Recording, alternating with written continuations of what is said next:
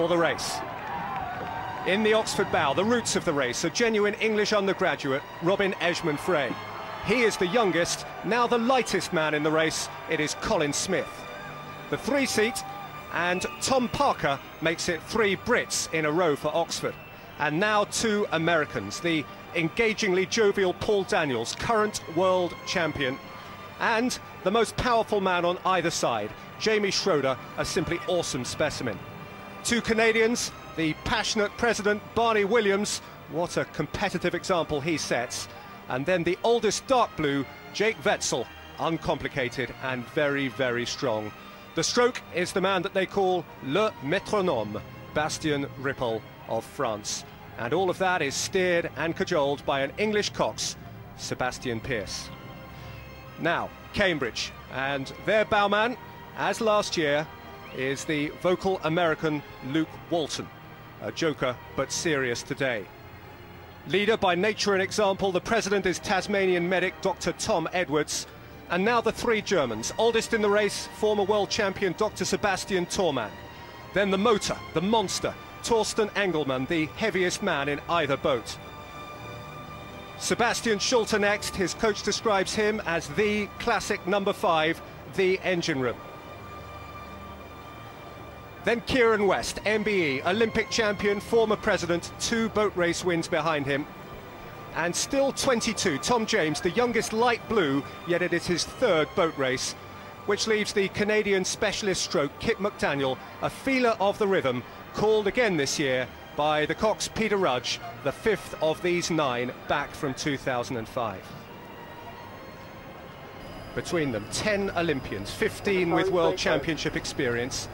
Between them, almost nothing. Cambridge, 9 ounces a man heavier, 1 centimetre a man taller, just more than 1 year a man older. For most of the winter, Riverside Gossips has tended to make Oxford the marginal outsiders, but they made mincemeat of a top-rate Italianator a fortnight ago. Simon Harris is our umpire today. He has rowed the race twice in light blue, he has umpired it twice neutrally, and on all 4 occasions Oxford have won.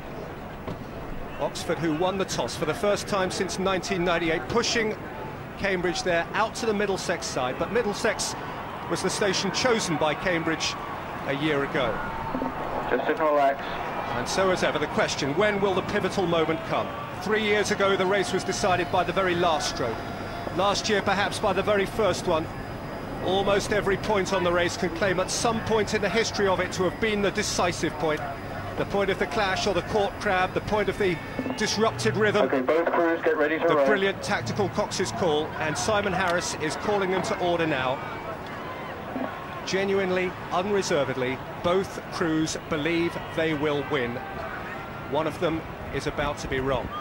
Sebastian Pearce still has his hand in the air. That means that he and the Oxford 8 are not ready, and the same can be said Oxford ready. of Peter Rudge. Down goes the hand. Ready. Attention, go!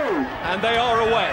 4 miles and 374 yards, off into the wind and the rain and the tide, defying nature now for around about 600 strokes. A mercifully prompt getaway in 2006, and as ever, the early yards, the initial strokes of the utmost importance. You can't win the race this early, but you can go a fair way towards losing it. Cambridge felt that last year.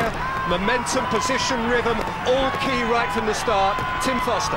Oxford got a very, very good start there. A clean start by both crews, but it was Oxford who went off at 44 strokes a minute and have already got into a half-length lead. We expected Cambridge to have a good start. It was Oxford who take the early initiative. And Wayne Plumman, this has to be Cambridge's part of the race. Absolutely. Cambridge felt they had a very fast start. In training this morning, they had a fantastic start, and here it's Oxford that sees the advantage and already has put Cambridge on the back foot by about half a length. The first couple of umpires' warnings were against Oxford, who have stolen the initiative here. Hell for leather, no compromise along the Fulham